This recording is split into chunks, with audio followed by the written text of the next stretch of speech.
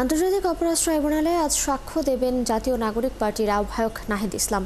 জুলাই গণঅভ্যুত্থানে মানবতা বিরোধী অপরাধের মামলায় সাবেক প্রধানমন্ত্রী শেখ হাসিনা ও সাবেক স্বরাষ্ট্রমন্ত্রী আসাদুজ্জামান খান কামাল সহ 3 জনের বিরুদ্ধে এই সাক্ষ্য দেবেন তারা। ট্রাইব্যুনাল 1-এর চেয়ারম্যান বিচারপতি গোলাম মর্তুজা মজুমদারের নেতৃত্বাধীন 3 সদস্যের আন্তর্জাতিক অপরাধ ট্রাইব্যুনালের বিচারিক প্যানেলে এই বিষয়ে আদেশের জন্য দিন ধার্য করা হয়েছে। দৈনিক আমার দেশ পত্রিকার সম্পাদক মাহমুদুর রহমানও এই তালিকায় রয়েছেন। গত বুধবার ব্যক্তিগত কারণে সাক্ষ্য দিতে না পারায় ট্রাইব্যুনাল নতুন করে আজকের দিন ধার্য করেন। 2 থেকে 4 সেপ্টেম্বর 36 নম্বর সাক্ষী হিসেবে সাক্ষ্য দেন এই মামলার রাজসাক্ষী সাবেক আইজিপি চৌধুরী আব্দুল্লাল মামুন। 9 সেপ্টেম্বর 14তম দিনে এই মামলায় 6 জন সাক্ষ্য দেন। এখন পর্যন্ত ট্রাইব্যুনালে মোট 45 জনের সাক্ষ্য গ্রহণ নেওয়া হয়েছে। জুলাই অভ্যুত্থান মানবতা বিরোধী অপরাধ মামলায় আজ শেখ হাসিনার বিরুদ্ধে ট্রাইব্যুনালে সাক্ষ্য দেবেন নাহিদ ইসলাম। এ নিয়ে আরও খবর রাখছেন সহকর্মী সৈকত সাদিক। সরাসরি যুক্ত হচ্ছে যেখানে। সাদিক, সাক্ষ্য গ্রহণ কখন নাগাদ শুরু হবে এবং নাহিদ ছাড়া আর কেউ কি আজ সাক্ষ্য দেবেন কিনা, অন্য আর কোনো মামলা শুনানি কি আছে কিনা, সব মিলে একটু জানাবেন। তৃষা, আপনি জানেন যে ক্ষমতাচ্যুত প্রধানমন্ত্রী শেখ হাসিনা, যিনি জুলাই অভ্যুত্থানের 5ই আগস্ট দেশ ছেড়ে চলে গেছিলেন ছাত্র জনতার অভ্যুত্থানে, সেই মামলায় এখন পর্যন্ত 45 জন সাক্ষী দিয়েছেন এবং যারা সাক্ষী দিয়েছেন তারা ঘটনার প্রত্যক্ষদর্শী, শহীদ পরিবারের সদস্য, চিকিৎসক সহ অনেকেই কিন্তু সাক্ষী দিয়েছেন।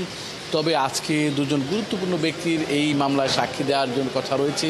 গত বুধবার 10 সেপ্টেম্বর প্রসিকিউশনের পক্ষ থেকে প্রসিকিউটর গাজী এম.এস. তামিম সে কিন্তু এই বিষয়টি জানিয়েছিলেন। তিনি বলেছিলেন ওই দিন ব্যক্তিগত কারণে এই জুলাই অভ্যুত্থানের যাকে প্রধান সমন্বয়ক বলা হয়, পরবর্তী তিনি এনসিপির প্রধান হন, এনসিপির আহ্বায়ক হন নাহিদ ইসলাম, তিনি সাক্ষ্য দেওয়ার কথা রয়েছে। এবং তার পাশাপাশি দৈনিক আমার দেশের যে সম্পাদক রয়েছেন মাহমুদুর রহমান, তারও সাক্ষ্য দেওয়ার কথা রয়েছে, সেটা জানিয়েছিলেন। এবং আজকে আমরা ট্রাইব্যুনালে এসে এমনটাই জেনেছি যে হয়তো তাদের 2 জন আসতে পারেন, কিন্তু এখন পর্যন্ত পুরোপুরি নিশ্চিত নয় যে নাহিদ ইসলাম কি আগে সাক্ষী দেবেন না দৈনিক আমার দেশের সম্পাদক মাহমুদুর রহমান তিনি আগে সাক্ষী দেবেন। তো সব কিছুই দেখা যাবে, আরও 1 ঘন্টা অপেক্ষা করতে হবে, যেহেতু ট্রাইব্যুনাল বেলা 11টার কিছুক্ষণ পরে শুরু হয় এবং এখন পর্যন্ত এই 2 সাক্ষীর কোনো সাক্ষী এখন পর্যন্ত আসেননি।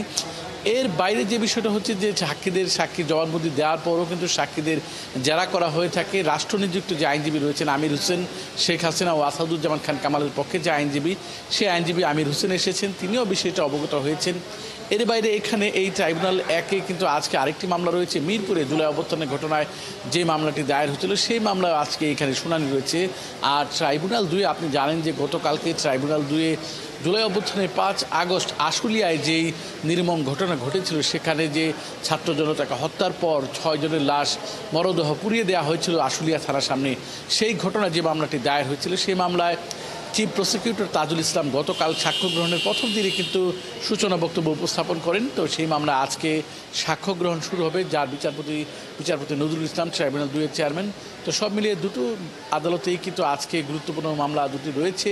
তো এখন পর্যন্ত কোনো মামলার কার্যক্রম শুরু হয়নি, যদিও আসামিদের নিয়ে আসা হয়েছে যে সাবেক যে আইজিপি চৌধুরী মামুন, যিনি পরে জবানবন্দি দিয়ে রাজসাক্ষী হয়েছেন, তাকেও কিন্তু নিয়ে আসা হয়েছে ট্রাইব্যুনাল।